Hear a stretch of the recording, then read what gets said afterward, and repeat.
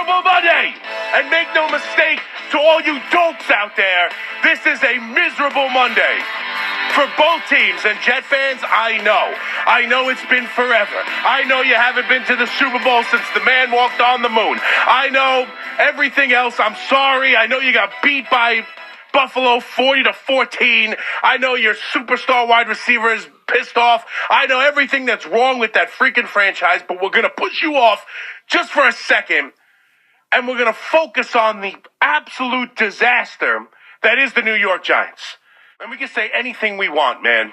And I know I'm not a player. I'm not Carl Banks. I'm not an NFL player. I understand they play to win the game. And this is like the main thing that people don't understand about tanking. No one, not me, anyone else who suggested that losing is in their best interest, because make no mistake, losing the game was in their best interest. Winning the football game is a freaking disaster. That's just a fact. You don't have to like it. You don't have to like it. And you can tell me why about winning and the players. Of course, the players are going to go play to win. The coach is going to go coach to win. No one wants to be the head coach of a team that's 0-9, the first team in history at home. I understand that. They should. And the part of this we're going to get into is whether Brian Daboll still has control of the room and how he coached this game. And if you get competent quarterback play, like he said, maybe he's a good enough coach to go win football games, and maybe they could have won more football games. But the bottom line is, I am not angry at the New York Giants for winning a football game today. Or now yesterday. That's not what we're angry about. I'm not angry about Malik Neighbors having a great game and 2 touchdowns. I'm not mad. Oh, maybe I'm a little bit mad. Maybe I'm a little bit mad at Drew Lock coming out of nowhere and throwing 4 touchdown passes. Maybe I'm a little mad. But I'm not even mad at that. I'm not mad that they played well. I'm mad that they played so poorly for so freaking long. That the season was dead in October. That they've been a miserable football team all year long. Forget years prior, I could bring that up. But this is about this year's draft, this year's team. They have been an absolute dumpster fire. Like the plane suggested, for weeks, over and over and over. 10 losses in a row, ineptitude, disaster, disgusting, week after week after week. And at the end of the year, when it's finally starting to come to fruition that they might get this first overall pick, that they might get a quarterback who clearly can change your franchise. I don't know if Sanders or Ward can be that guy or not. I thought Ward played extremely well in the first half of his bowl game. Took himself out, or they, took him out in the second half. Sanders did not have a great game. I don't know enough to tell you. We've seen better prospects than them be busts.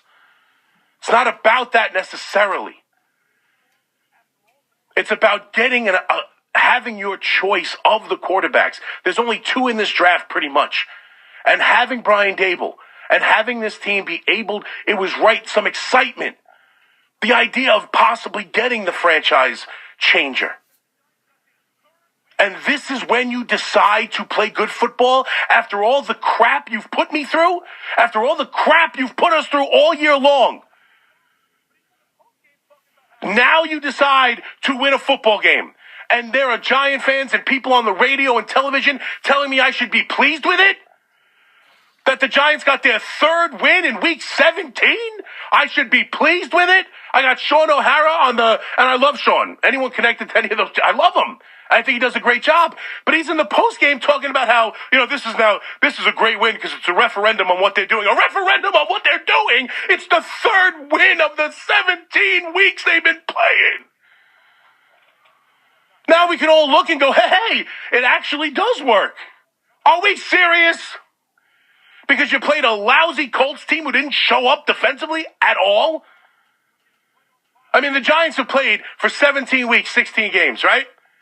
Have you ever seen guys so wide open or so many missed tackles in the entire year playing with the New York Giants? Have you seen it once? Once. Not once. They were awful today. And that's fine. They could be the bums with their playoff lives on the line and playing like that. God help them. I don't have to deal with being a Colts fan today. I'm not mad the Giants played well and won the game. I'm mad they put me in a position because they played so bad all year long. That's the problem. The problem isn't the third win. The problem is only having 2 up until now and getting to a point where it's obvious what's best for the team. And I have to sit on my couch, like so many of you did, and openly root against them, and be mad that they're in the lead, and be pissed off they're winning, and laugh and cry and talk to myself when they're returning kickoffs for touchdowns, when they haven't done that since Ron Dixon.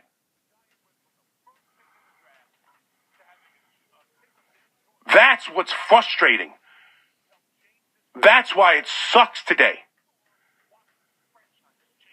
I'm sorry. I wish I could just all say a win's a win. Every time you step out on the field, it's to win the game. That's great. The Giants went from the first pick in the draft to having a pick of their choice at the quarterback position to help change this franchise. Like we just saw Washington's franchise change last night and all season long. And now they're the 4th pick. And now we're going to have discussions about whether or not they can trade with New England and give up draft equity that now they're going to go pay a steep price for something they had for free before the game yesterday. That's what's frustrating. What's frustrating is what they put us through all year. Not this game. Not the third win. The problem is when they got it. Week 17 is unacceptable to get your third win. And when it ends up hurting you more than it helps you, that was the low point of my fandom in any sport. Giants, Yankees, Knicks. The low point of fandom because I hated myself.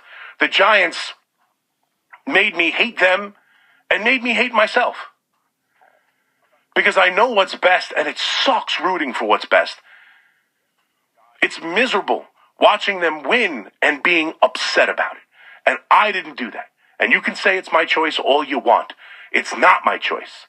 Because I'm a fan who cares about the future of the franchise. I don't care about the 2025 New York Giants anymore because their season died before Halloween. I no longer care about this team. I care about the franchise. I care about next year and the year after. And if we think that today was like a good day for the coach, and maybe it was. Maybe today was a good day for the coach. Right? I've been talking, I want Daboll back. He clearly has the team fighting. There was every reason to give up. They did not give up from early on in this game. The defense played well. They had a turnover on a great play early on. The defense did give up a ton of yards. Defense did give up passing yards. There was a couple of scenarios where I thought maybe they were tanking with a terrible 4th down call on a pitch back to Tracy and having no safeties on a clear, at the end of the game when you know Flacco's going to throw it deep. Like, there was a couple scenarios where it was a little head scratching, but overall, he had the team out there playing. The offensive game plan was good. He got Drew Lock to play excellent football at the quarterback position.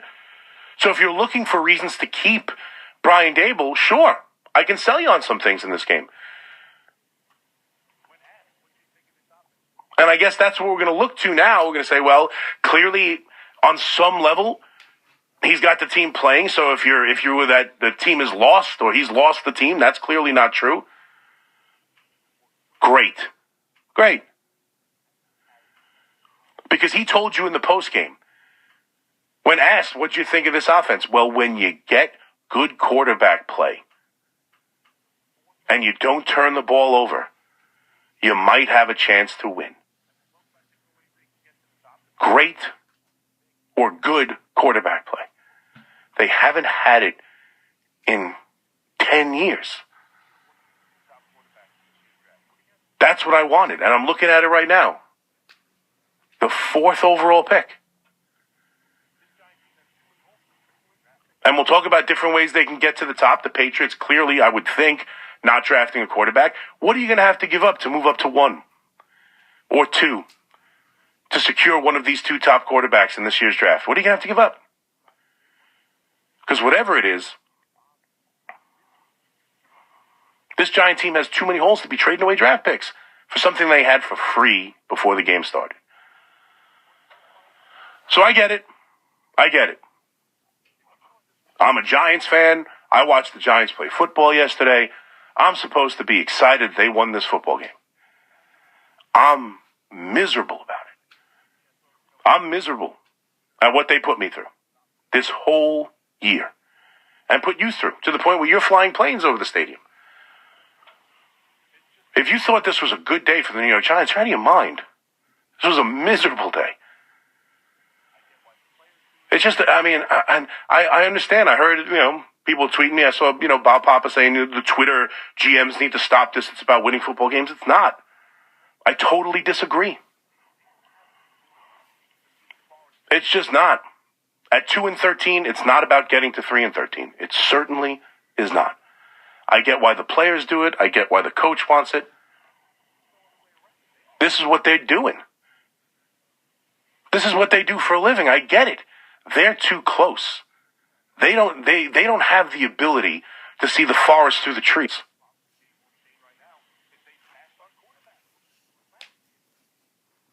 The New York Giants are in a worse spot moving forward next year. There's just no other way around it. They are. And, the quarterback's a bust. Okay, you'll find a quarterback later in the draft. Okay, listen, they certainly could have last year, and I think as we're watching, that's probably my biggest problem with Daboll and Schoen right now, is they passed on quarterbacks last year. Penix looks damn good. Bo Nix looks damn good. They should have drafted a quarterback last year. As much as I like Neighbors, and I think he's a great player, they should have drafted a quarterback last year. But we had right there in front of us the ability to draft at the top of the draft, and now it's gone over a meaningless win that means absolutely nothing. It means absolutely nothing. And you can tell yourself all you want that it does. It doesn't. And now we got to try and figure out what are you willing to trade? What are you willing to trade up to get to number one with New England? Next week, are you going to play an Eagles team that gives a damn? Are they going to show up? Is Barkley going to play?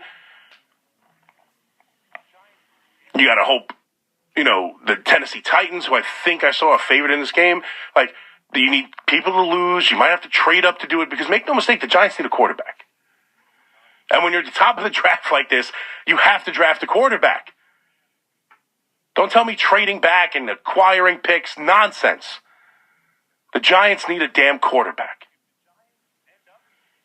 And that got a hell of a lot more difficult with a meaningless win against the Colts yesterday.